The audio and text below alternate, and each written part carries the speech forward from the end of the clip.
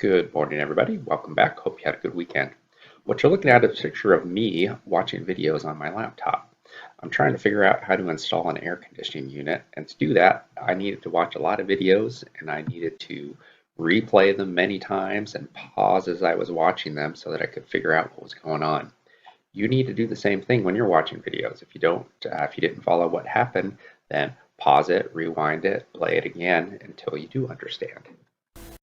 Our topic for today is solving equations using zero product property. ZPP is the abbreviation for that. As a little reminder here before we get started though, I hope that you remember how to factor.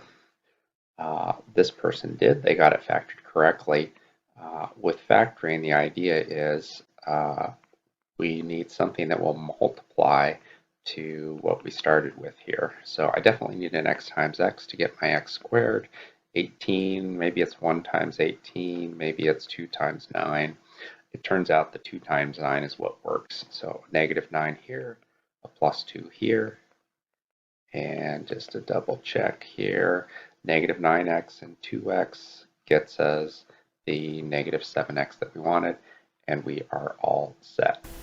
I now have 3 ZPP examples for you. The first one is pretty easy. If you look at the equation, one possibility for x is we could put a 5 for that x, and that would make the first set of parentheses 0, so then we'd have 0 times something else would be 0, and we'd be all set. The other option is we could put a negative 3 in for both of these x's. If we put a negative 3 in here, then the second set of parentheses is 0, and we are all set. Just to check to make sure these both work, if we put a 5 in for x, first set of parentheses would be this, second set would be that. We're checking to see that we make sure that we got the 0 here, and this would be 0 times 8 equals 0, and we are in good shape. Same thing with the negative 3. If we put a negative 3 in for the first x, and a negative 3 in for the second x, and we check to see that we got 0, the second set of parentheses is going to be 0. I don't even care what is in here because this times 0 is definitely going to equal 0. And we are done. We've got that one finished. One is a little bit tougher. Right away, I've got one solution, right? If I put a 5 in for that x, then that first set of parentheses would be 0. This second part here, though, is a little trickier to think about. To make that second set of parentheses 0, I might set up a little equation for myself. So I want this to be equal to 0. Once I have that little equation, right, usual things, subtract 24 off of each side,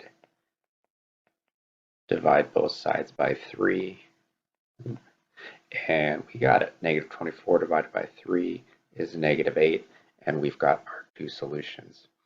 One point to keep in mind here, notice there's an equal sign here. That equal sign means that we are trying to solve this equation. If there was no equals there, then we probably would just distribute this out. All right, last example.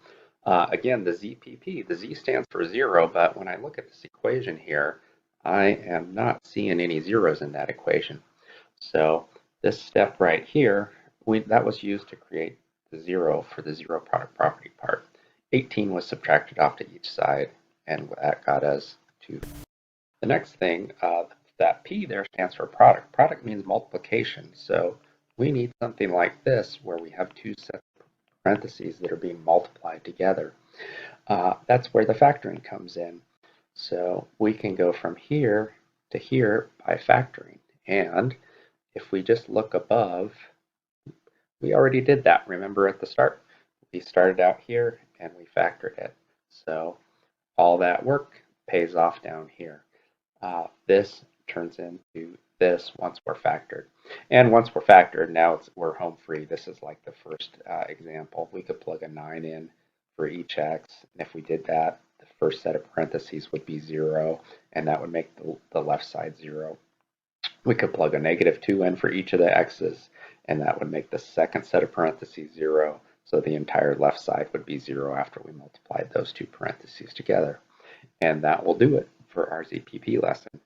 Please don't forget to do the quick check. The link is in the description for the video.